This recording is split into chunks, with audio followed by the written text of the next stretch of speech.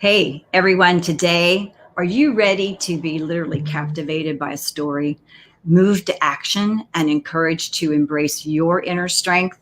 Well, our show today is with Matt Ode, and he's going to remind us of the beauty of hope and the power of resiliency as he takes us from survivor to superhero. I'm so excited for you guys to get to see him and meet him. My name is Cheryl Bassett. I'm founder of Unstoppable Connections, international bestseller, and creator of the award-winning Unstoppable Family Meeting Toolkit. I am also the host for this show, Kitchen Table Conversations, as part of the Edge Network. I get to share 4 guests that really was about my family's journey and how we came together and created it where we, as a team, we became unshakable and unbreakable at that foundation. And so I've done a ton of work in the areas of connecting families. If you'd like to check it out and learn more about it, you can go to unstoppableconnections.com. Now, if you'd like to be on the show or you have an idea for the show, you can also connect with me at kitchentableconversations.com. Now, what I like to do is I like to set an intention for every show. I feel like it's so important that we come into it with an open heart and an open mind. This show does feature what I call the fun stuff to the tough stuff and everything in between. It's all designed to ignite conversations, to strengthen your family, and to create a positive ripple out into the world. We do wrap around the 4th gift, and how we unwrap that is by choosing to celebrate ourselves and to celebrate others. So it's with that heart and that mind that we come today in a true celebration of the person who came here to share with us today. So with that, I want to just real quickly introduce you, and then I'm going to bring him on screen here. Matt Ode. From cancer to coma, Matt Ode is a stage 3C testicular cancer survivor who has faced multiple near-death experiences and now is a keynote inspirational speaker, sharing his message and his story, which we're going to get to hear today. And I'm so excited, that helps individuals transform their setbacks into their superpowers, while guiding them to use their story to impact others. So with that, let me bring on Matt so you can meet him. Hey, Hello. Matt. That was an amazing introduction. Okay. Thank you. Can you hear me? Oh, hello? Yeah, I can hear you. Yeah. Okay. Yeah, we're good. We're good. Awesome. So, hello. Thank you so much for having me, and amazing introduction. So excited to be here today, excited to share my message and story with your audience, and just give as much value as I can, because I think a lot of us right now, with everything going on, there's a lot of adversity. There's a lot of setbacks, there's a lot of challenges, but that doesn't mean that it's necessarily a bad thing. It could be a good thing as well. And I'm going to share that with you guys today. So excited to be here. I love it. I'm like on board with you, because I always feel like anything we've had, our challenges in our life, those become our greatest gifts. And so I know that that's what you're going to be sharing today. And something that I think we all can be reminded of right now, that there's always beauty weaved in, right? So 100%. Yeah. So, it's funny, because I usually start out every show by saying, okay, so what was your journey that led you to this moment? A lot. Like your story is that journey. So, yeah. But I know one of the things that you and I talked about was just like that moment, right? That moment that you heard those words that you were being diagnosed with stage, 3C testicular cancer. So share for our audience with that, like, what was that moment for you? Yeah. So we're going to go back. I'm 28 years old, by the way. I'm from Cleveland, Ohio. And we're going to go back 4 years ago. So 4 years ago, I was 24 years old at the time. I was a personal trainer, very healthy, eating the right foods every day, working out 6 to 7 times a week. And I just started dating my girlfriend at the time. And, we'd only been dating for about 2 months. And all of a sudden, one night I was just over her house. We were just hanging out, and I started puking out blood. And right then, obviously I knew something was wrong. I was very dizzy. All of these things started happening. And I got rushed to the emergency room, where they ended up doing a blood test on me. And when they did the blood test, they found out that I had lost 2/3 of the blood circulating in my body. And right then they put me into an emergency surgery, where they gave me 6 bags of blood, and they thought it was an ulcer causing the bleeding. So the next day, I'm in the recovery room. I wake up, and I'm thinking it's all over. It's just me and my parents at this time. And then all of a sudden, the doctor walks in, and right then, he had this blank stare in his eyes. So I knew something was just dead wrong. And he goes over to my parents, and he personally asked them, he's like, can I speak to you two in private? And immediately I stopped him and I said, whatever you're going to tell them, you can tell me. So he basically sat down, he looked at me and he grabbed my hand and said, Matt, we have found an 11-centimeter tumor in your small intestine. We believe it is cancerous, and we have to rush you to the main campus of the Cleveland Clinic immediately, which is one of the top hospitals in the country. And right then and there, I remember looking at my parents who were crying at the time. And it was really weird because for me, it wasn't a sense of like, I wasn't scared or I wasn't having all this anxiety. Instead, I had this strength come through me of like, how am I going to be strong for the people who are going to need me right now? How am I going to be strong for my parents? How am I going to be strong for Lauren, who is my girlfriend and still is? How am I going to be strong giving her this news right now? How am I going to be strong giving all these people this news? And the one thing I want to, kind of preface, and here's a good lesson for a lot of people, is we're all going to get unexpected news in our life. If you haven't already, be prepared for it. But you can look at it two different ways. You can say, why is this happening to me?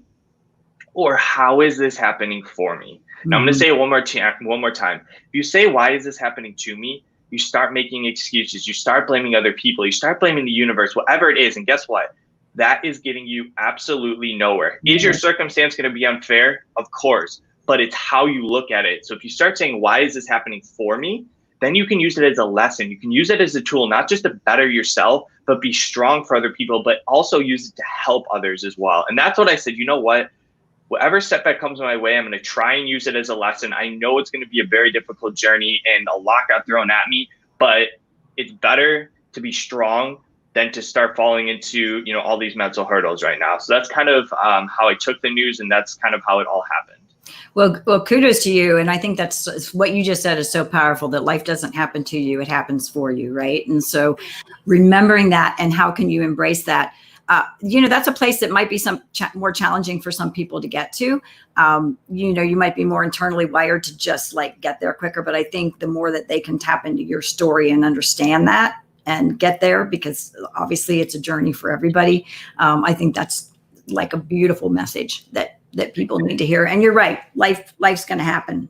Right. So absolutely. Yeah, it is. And no matter what, even though I'm talking about cancer, it can be financially, it could be your health, it could be your family, whatever it is. But just realize that you can overcome these situations, but it's just how you train your mind to think of, how do I overcome this situation in the moment?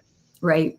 Well, and you know what? A lot of people have had a lot thrown at them recently, right, with the current situation we're in. And so there are people that financially are struggling, or, their health's been impacted, or, all those things. So that energy, though, of staying in a positive space, as you know, is just so important. And that's what you're really encouraging people to do, because, whatever we focus on, we give power to, right? So what is it? Yeah. What do we want to see happen? So,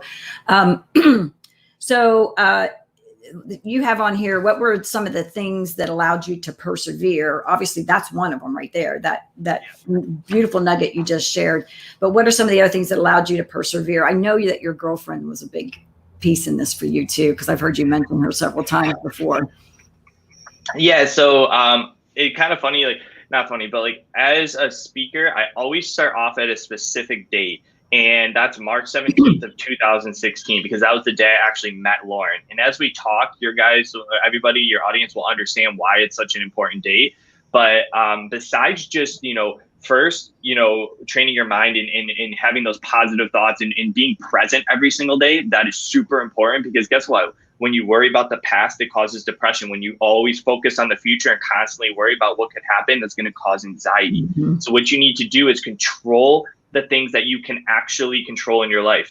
That's the problem, is we focus on things we cannot control, like what could happen during my chemo, or obviously after chemo, or I got this news, now I'm looking back at it and being like, what could have I done to prevent this? Like all of these things, you can't control that.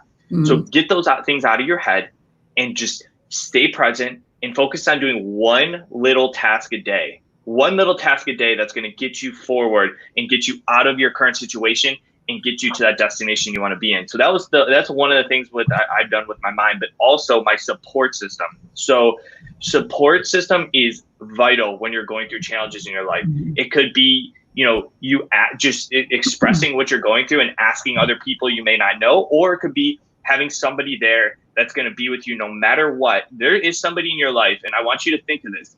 Who is that one person in your life that no matter what you go through, they're going to be there and be there to guide you and be there to help you when you need them the most? And for me, I had my parents and Lauren and friends and stuff like that, but I always talk about Lauren because she was like an angel sent down for me, because when I received that news, it could have been very easy for me to be like, hey, Lauren, I have cancer, and she just didn't want to be with me anymore. And I would have no hard feelings, because guess what? For only dating for 2 to 2.5 months at that time, and to put that burden on her was like a lot. And she did the total opposite. She basically sat down with me and said, Matt, I am not leaving. I'm going to be here every step of the way.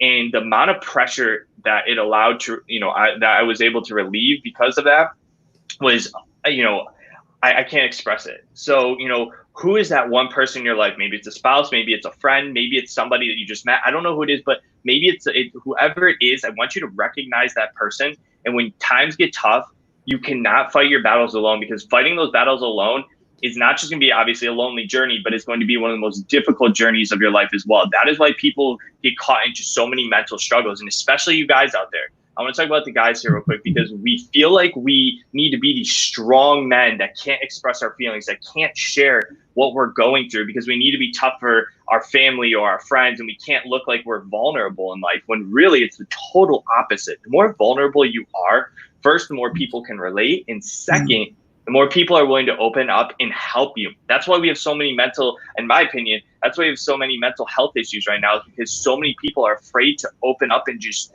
express what they're going through, because they feel like either they have to be the strong person or they think nobody cares about them. But I promise you, there's somebody in your life that cares about you and wants to be there to help guide you. Right. It's funny you say that, because I think a lot of times men, and I'm sure some women too, but would tend to you maybe want to push the person away, like instead of, allowing them to come into your life and be there for you, because it's like, well, it's like, well, I don't want to burden anybody or whatever. But the truth is that, those people come into your life for a reason, and allowing them to support you. But yeah, so I think, and that is harder for guys. I would agree. I would absolutely agree. I have 2 sons, and I would agree sometimes it's harder for them to reach out and just to express those emotions. We always talked about that. I'm like, you're never wrong for how you feel. It's just how you feel. Right. So express yourself. It's okay to cry every once in a while. Like, letting go is one of the most freeing things you could do. We bottle all this stuff up in us. And that's why when we let it out, we either let it out with all this anger, or we never let it out at all. And it just keeps bottling and bottling and bottling. And it just makes things worse. And this isn't a question you asked, but I'm just curious, because you had talked about how healthy you were, like physically. Do you feel like there were any big shifts that happened though, emotionally and mentally for you, from when you were really in that healthy phase, and then all of a sudden you got this news? What are some of the shifts that have happened from before and after, in just more that space of, just like when I was diagnosed, not after everything? Well, no, I mean, I just feel like, so obviously right before this all happened, you're thinking I'm the picture of health. But obviously there was something, right, that was off. Yeah. What some of those realizations may have been for you. Yeah. And I didn't lead up to this part, but for about 2.5 months, I had massive back pain. So I started off with minor back pain, where it was just small back pain every day. And as a personal trainer, somebody's really healthy, you think it could just be from lifting, you just shrug it off. You shrug it off. So I just kept shrugging it off, and it kept getting worse and worse. And I stopped working out as much, because it got to the point where I couldn't even lift for, maybe 1 time a week I could lift. And I was just being stubborn. I didn't want to go to a doctor. I went to maybe a chiropractor. And by the time I got that news, my health started to decline a little bit at that point. It had happened for about 2 months. And, when I got that news, I was like, obviously I didn't think it was cancer, but I knew something was off. And I guess my mind didn't really go to am I going to be this fit person right now? It was more just what's my next step?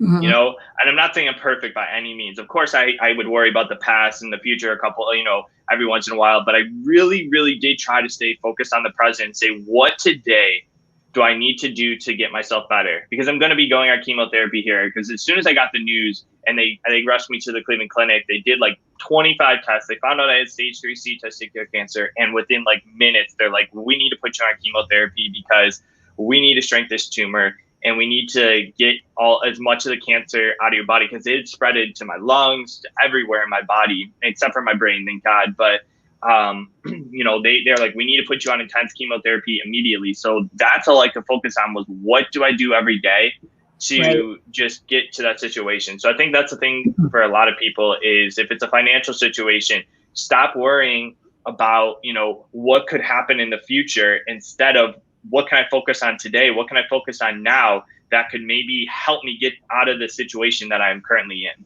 So you probably recognize that you have a lot of mental strength that you didn't realize that. Yeah, a lot.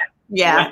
That's the good thing about adversity. I'm telling you, you look at the most successful people in the world, they've gone through some of the most difficult things in their life, the most, hard adversity, challenges. Like, for example, let's just put The Rock, for example. He had $7 in his bank account. That's his big story. Everyone has what I call a superhero story.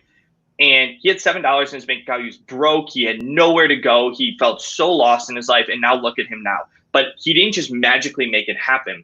He did something little every single day. There's so many other stories. Michael Jordan got cut from his high school basketball team. Oprah they said she wasn't good enough to be a TV show host, like all of these things.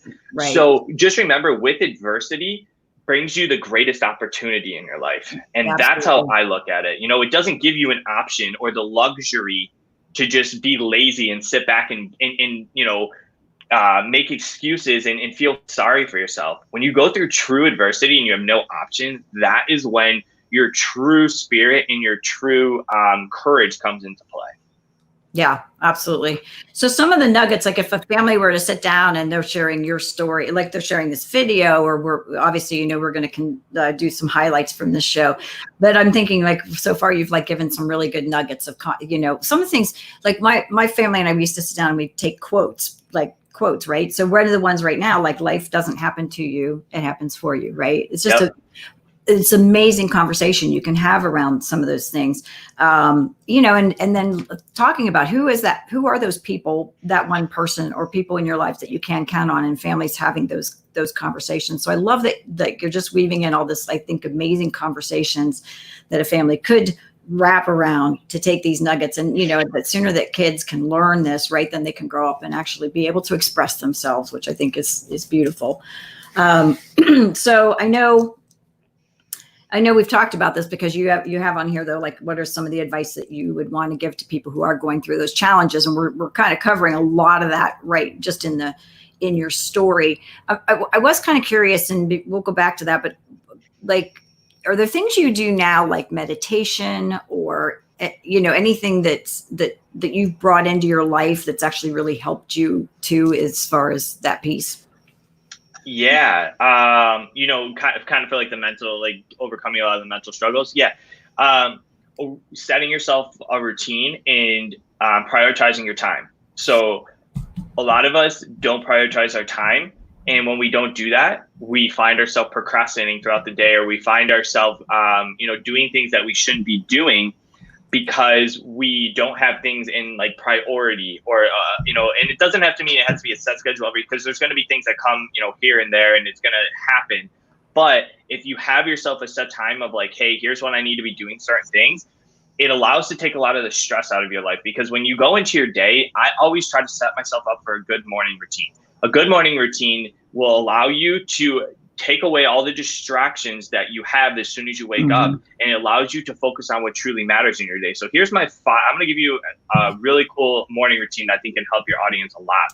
So here are 5 things that I do every single morning that will make a massive shift in your life, because it sets you up for guaranteed success for the rest of your day. So number one thing when I wake up is I hydrate myself. So I drink water and I take my vitamins. So if you're taking vitamins, or if you have pills, drink about a glass or a glass and a half of water, because your body's dehydrated when you wake up. Remember, you're going 8 to 10 hours without anything to drink. Then after that, as soon as I'm done, I start to, I'll brush my teeth and stuff like that, but then I'll start doing some type of meditation. I only do about 10 to 15 minutes of meditation, but here's the reason I do meditation. It's because when you wake up, your body is the most alert and it's the most clear throughout the day. So what I do is I don't look at my phone for the first 30 minutes to an hour. That's huge. Because remember, I just said your mind is the most open. It's the most creative in the morning. So as soon as you start looking at social media, as soon as you start looking at emails, your mind is in 100 different spots. Oh, what do I have to do today? What do I have to do? Look at all these people doing this on Instagram, or oh my gosh, this and that. Total distraction, gets you totally out of rhythm. And you're already set up for, just a stressful day. So I start with meditation, do about 10 to 15 minutes. And I visualize what my day can be like. My meditation might be different than others. Some people just like to clear their mind. Mine is just, closing my eyes, putting on some music, and just visualizing some things that I need to do throughout the day. The next thing I do is gain some type of knowledge. So either I read a book or I go and listen to a podcast. So I do something because my mind is so open that it can obtain more knowledge in the morning than it can at night, because we don't have those distractions. So that's the fourth thing I do. So no phone, drink water, meditate, learn something. And then lastly is get yourself active or take a cold shower. So if you don't like working out in the morning, take a cold shower, and it is going to bring energy, because you want that energy going into your day. So this is amazing, because what you're going to be able to do is that cold shower not only gives you the energy, but it boosts your immune system as well. So, it helps with any type of cold or sickness that you have. I know it kind of sucks doing a cold shower, but even if you did it for 2 minutes or 1 minute to start, it will make a massive difference in your day. And if you don't like doing cold showers, then just get active. You don't have to go run a marathon, but just go out for a walk, enjoy the nature. If you like working out, get your workout in. And, that's my honestly guaranteed success morning routine that I love to share with people, because if you can do those 5 things to start your day, you are going to have such a better mindset and such a better attitude going into your day. You're gonna be more productive. You're gonna, have that. A lot of the times I don't have those 2 o'clock lulls anymore, because guess what? I'm not all this distraction. Because that's the reason why we have these 2 o'clock lulls. We have, our mind is just on go, go, go the second we wake up. And when 2 o'clock hits and we have some food in us, it's just like, we're burnt out, we're done, we need a nap. But if you change that and you change your mind and you change your morning, it'll make a huge difference. Well, so it's funny. So I'm on board with, I do a lot of the same things that you do. Don't do the podcast, but I usually will read something. I do stay off my phone is I'm doing better with that now. It used to be I'd get up and start checking things, and I'm like, I got to stay. I don't do news checking, but I just check like texts or something. So I'm going outside and doing it. So I'm on board with all of it. It's just so funny though. I'm going out and doing, some yoga, stretching, a little bit of, I like to do lunges up and down the driveway. You are the first person who's ever given an alternative, which is to take a cold shower, which I would actually like less than the working out. So it makes me feel good that I get to choose to work out, because I am not going to take a cold shower. No, and that's okay. Don't worry. Honestly, cold showers are not for everybody. But if you give it a try and you ease into it, it's not like you have to go to ice cold, but if you ease into it, you are going to feel so much more energized coming out of it. I swear, right. It's insane. Well, even if you try for 30 seconds. But I can just tell you on surface, I'm going, nope, working out sounds great. Totally fine. Given options, that's all. Yeah, no, I love, and you know what? Some people probably think would love that. I could see my oldest son thinking that was a really great thing to go do. So I love it. So what other things though? I love that we got into that, because let's think about that. I think I may have missed where does the not checking your phone, is that number 2 or number 3? It's number 2 or 3. You just don't look at your phone. It could be the first thing you do when you wake up, because how I look at it, until you've completed all of those tasks, it could be number 5. Until you complete all those tasks, don't look at your phone. Simple as that. You wake up, you drink your water and take your vitamins, you brush your teeth, you do your meditation, you do your learning, your reading, and then you do your activity, or you take your cold shower, and then you can look at your phone. Okay, got it. So anyway, just, and whatever your routine is, because I definitely, today I took a yoga mat and went outside, because being in nature for me, just that's why I get up early and go do that, because it's getting too hot out now to do it later in the day, right? But morning's the time to do that anyway. So my husband laughs. He says there's 5 degrees of temperature that you're comfortable, and either you're too hot or you're too cold. So I love it. It's so true. 5 degrees that works for me. Yeah. So, all right. So, what other, like, are there any other things that, like, when somebody gets that news that's not positive, when they feel like it's not positive, even though we know ultimately it could be their greatest gift that they ever get, and we know that. What are there any other nuggets that you want to express and share with people? Yeah, I would say my last one is faith. And faith does not necessarily mean you have to like believing. I believe in God, as I share my story, you'll understand why. But I don't push faith on anybody. What I mean by faith is whatever you do believe in is going to help carry you through these situations. Even though you have this support system, even though you are training your mindset, it all comes down to faith, believing in yourself, believing that there's somebody greater that is allowing you to push through this set of challenge or setback in your life. And the greater your faith is in whatever it is that you believe in and in yourself, the more confidence, the more energy, the more productivity, the better mindset you'll have, the less anxiety, the less depression, all of those come into play. So faith is massive when it comes to transforming your setbacks into your superpowers. It really is. So that would be my third piece of advice. And you'll understand exactly why, I have such a strong faith. So Yeah, no, and you're right. I think whatever does inspire you or makes you feel connected to God, whatever that pathway is for you. And it's funny because we used to have these conversations. Well, my one son is I'd say more traditional, go to church, and my other son's probably more spiritual. But our journey in terms of how we connected, right? We could have these conversations, but it really is, how does it make you feel connected, right, to that higher source and so forth, and that faith in yourself is so important. So that's I love how you kind of brought that down, because I totally agree that I think it has to come from within, because God is in us, right? So yep. Yeah, for those who believe. So anyway, that's where I land.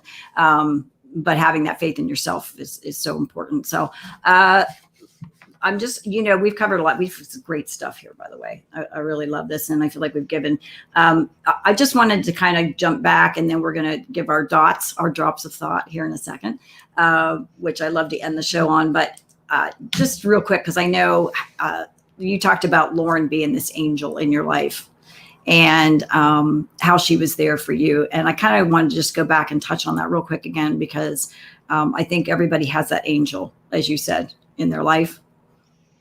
100%. So if you don't mind, it might take a little longer because I would like to share a little bit of my story of why she is like that angel in my life. So like kind of share my journey a little bit. After I was diagnosed, I was put on chemotherapy. I was put on 5 intense rounds where it lasted about 3 to 3.5 months. And, I had all the complications. If anybody knows somebody who's gone through chemotherapy, or you've gone through chemotherapy, the side effects. You lose your hair, you're fatigued all the time, you're nauseous, you can't get out of the bed most days. And, Lauren said, I'm going to come over every single day during chemo. I'm going to sleep over. I'm going to make sure that when you need help, I'm going to help you get out of the bed. I'm going to help you do all these things. The days you feel good, we're going to go on walks together. Same with my parents. I was staying at my parents at the time, but just talking about Lauren in this case. So she stayed with me every bit of the way. And I hit a lot of mental roadblocks there along the way too. I had an unexpected surgery. I lost my 3-year-old puppy who was diagnosed with cancer 6 months before me. So I took him to all his chemo sessions, and, to have him pass away while we were fighting this together totally destroyed me mentally. And the fact he was only 3 years old, it was really, really tough for me. And I'm telling you, I started falling into those excuses. I started saying, why is this happening to me? I started blaming people. I didn't want to go to my chemo sessions. But Lauren every single day would, push me and be like, listen, Matt, is this what your puppy, or is this what anybody would want from you, to just give up on yourself? And I said, absolutely not. So eventually I persevered chemotherapy. And after that is when the real complications in my life actually started. So as you did the intro, it was cancer to coma. So, after cancer, I ended up sitting down with my oncologist, and he basically told me, he said, Matt, we have good news and bad news. The good news is your tumor shrunk from 11 centimeters to 3 centimeters. A lot of the cancer in your body is starting to diminish. But the cancer, or the tumor, is wrapped around what's called your inferior vena cava. Now, your inferior vena cava is a central vein that goes from the bottom of your upper body to your heart. We're going to have to do a 12-hour surgery with 3 different surgeons involved to remove that vein. And we don't know the complications that'll be involved. So, for those 3 weeks before my surgery, it was really long, but I had to, rely on my support system to just kind of push me through. Eventually I had the surgery. It was a 10 to 12 hour surgery. They removed the vein, and going into the surgery, I was about 40 pounds less. So it was 140 pounds. Coming out of the surgery, I was close to 190 pounds. So what had happened is they did a surgery from my left hip to my right hip, and they opened my stomach up. And when they did so and they removed that vein, I guess my body just went into this survival mode where I had a ton of swelling in my stomach, like close to 50 pounds of swelling. I remember waking up 3 days later. My doctor came in and I asked him if something was, I couldn't walk at that point. And I said, "Is something, obviously seems wrong?" And he said, "Yeah, but the draining should eventually come out of your stomach. It should eventually just drain." So a week goes by and I'm out of the hospital. I'm walking. Another week goes by and all of a sudden the draining just stops, just like that. Just stopped. Within like an hour, I'm in so much pain. I get rushed back to the emergency room where they end up draining 7 liters of fluid out of my stomach, causing me to go into complete kidney and liver failure. I had a cone drilled inside of my head because they thought I was going to have potential brain swelling. I had a catheter in my neck and in my chest because they thought I was going to be on dialysis the rest of my life. And I ended up falling into a 2-week non-induced coma. Now, here's why I want to share faith along with Lauren's story. When I was in that coma, we had my mom she's very strong on faith. So she would just have people pray for me constantly, but then she would start to gather people to go to a church and just pray for me. We'd have prayer services where hundreds of people would go to a church. And we ended up having 3 prayer services. And in the middle of the last prayer service was the day that I woke up from my coma. And for me, it was God basically saying, "Matt, This isn't the end of your journey. This is just the beginning." And long story short, a week after I was out of my coma, they ended up taking out one of the catheters in my neck because I was making some progress. I ended up going into cardiac arrest. I had an air rhythm heartbeat. They ended up doing 8 minutes of CPR on me, and I fell back into another 1-week coma. Long story short, I was in the ICU for over 40 days. I ended up having 5 surgeries. And on the 5th surgery, I ended up having what was called an open wound surgery where they couldn't close my skin back together because they'd done too many surgeries on my stomach. And I dropped down to 110 pounds from 190 pounds, within a couple of months. I was in the hospital for 53 straight days. I had to completely learn to walk again. I had to learn to do everything we take for granted all over again. But when I was released from that hospital, I was released on March 17th of 2017, exactly 1 year from when I met Lauren, which is St. Patrick's Day.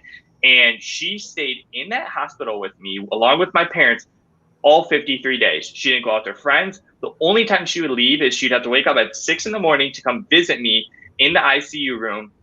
I couldn't talk it for pretty much every single day in the ICU room. Just visit me, go to work, come back, spend time with me, just sit there and be present and do it all over again for 53 straight days. Nothing else. Talk about an angel being sent into my life. Mm-hmm. And I think that the day I was released is just God saying, "I want this to be part of your story. I want you to share that there are amazing people that I bring into your life." For me, God bringing people into my life for a reason. There are people brought into your life for a reason. It doesn't just have to be somebody that has been born into your life. It could be somebody that is just meant to be brought into your life for a reason. And she absolutely 100% was that person. And, for me, I just can't thank her enough. And, we're still together and everything is going absolutely amazing. And, I can share a little bit more of the ending after this, but I just wanted to share that. It was a little bit longer of a topic, but I just want to share that. We would have been doing a disservice for you not to get to share that. So I'm really glad I went back because there was something was telling me we need to go back and talk about Lauren. So there you go. Thank you. Because I've heard your passion around that relationship. And when you say she's an angel in your life, we all have those people that come to our lives that we're, pretty much convinced there are angels that are sent there to be a part of our lives. So for me, that just really touches. So, but yeah, oh my God. Like, I feel like I don't even you look healthy. I don't even know how you're alive. So dear God. But anyway, I don't either. I mean, honestly, that's where faith comes into play. I think God has done massive wonders for me. And it took me about 2 years to heal. I'll be honest. It was not rainbows and butterflies coming out of that hospital. I was 110 pounds. So I had to learn to walk again. And what helped me is eventually I had to make a mindset shift because for the first 2 weeks, I didn't have accountability like I did in the hospital. I didn't have those nurses anymore. I didn't have those doctors. So you know what ended up happening? I ended up back in the hospital 2 weeks later with my standing heart rate of over 150 beats a minute and I ended up having a temperature of over 104 degrees. My blood pressure was through the roof. I came out of that hospital, and me and Lauren had the deepest discussion ever, because we knew if I didn't do something about this, I would not be alive. I would not be able to, be on this earth much longer. So, this is exactly what I did. The next day, I took a 180 and I picked up a 5-pound dumbbell. This is for some of you who might be on a health journey right now, and you feel like you're stuck and you feel like you're in rock bottom. All I did was pick up a 5-pound dumbbell and I started doing bicep curls. You know what I did the next day? The same exact thing. And then I started eating a little bit healthier. I started walking just a little bit further. But every single day, like I said before, I did one thing every single day to get my health and to get my mind right. And, within a few months, I started gaining that weight. Within a year, my wound finally healed, my open wound. And then within 2 years, I was finally able to heal my mind and my body. And that allowed me to then, after intense, physical therapy and all of this, just figure out, what am I meant to do with my life? And that's where, me as a keynote motivational speaker and a coach and all of these things came into play. But it didn't happen overnight. It happened with a lot of hard work, but doing something little every single day to build me up to where I am. That's beautiful. Well, so it's what, like 4 years? Not even. So not even quite 4. Yeah. Since I've been cancer free, it's been about just over 3 years. Just over 3 years. And your health is, do you feel like you're 100%? Yes. I'm well, my stomach. So this is what happened when they did the surgery, my last surgery on my stomach. They removed all of my abdominals. So I don't have abdominals anymore. So I had this big scar, and it was very difficult for me. I was super insecure about it for a good 1.5 to 2 years. I was very insecure about my body. And then once I started to show it and say, hey, any of you who have body image issues, you're not alone. I promise you, because I used to be this fit personal trainer. And now I had this not just massive scar, but a massive bump on my stomach because I don't have anything holding it together anymore. I promise you're not alone. And the amount of love and feedback I started getting of people just being like, thank you for sharing this. It's allowed me to do this. Right. And it's been unbelievable. So that's just been my only limitation in my life. But besides that, my health is great. I'm just enjoying every single day, being present and trying to help. I love that. This is my little acronym, HOPE, help one person every day. So that's my objective, is helping one person every single day. And that's my objective in life. Well, first of all, I think we've come full circle, which has come right all the way back around to being vulnerable. And you said that was a big piece of your journey in the beginning, allowing people to help and so forth. So that piece is beautiful, that you were willing to share, like you said, the body image thing that so many people struggle with. I think that's beautiful. But I also think that you just shared your DOT, which is your drop of thought, right? Because we talk about your pearl of wisdom, because you just said what hope is. And I think that's a beautiful DOT. So go ahead and say that again, unless you can share another one if you want. But to me, that was like, I like that. I think it's a good one. So hope, help one person every single day. Too many times we think that we need to help millions and millions of people. Like if we have these massive dreams and we're like, I need to help all these people. No, you need to start with one person and help change their life. Be present in their day. Maybe it's a loved one that just needs to see your presence. Or maybe it's somebody who's just struggling and you've gone through a similar scenario as them. And you say, hey, I know where you've been. Let me help you get out of this situation. And just doing it. And guess what? That's where snowball effects come in. That's when you can start helping 2, 3, 4, 5, 6. And you can start getting your story, start getting your message out there. We all have a story in life. We've all gone through some type of adversity, and we all have a story. My story might not be able to relate. Just because I've gone through all this stuff doesn't mean it can relate to everybody. Your story, whoever you are that's listening to this, can absolutely relate to somebody who's going through a similar situation as you. So remember, your message, your lessons you've learned, your story that you have will help one person every single day. Love it. Love it. And what's so beautiful about this is that yours flows right into mine because I share my thought when I end every show.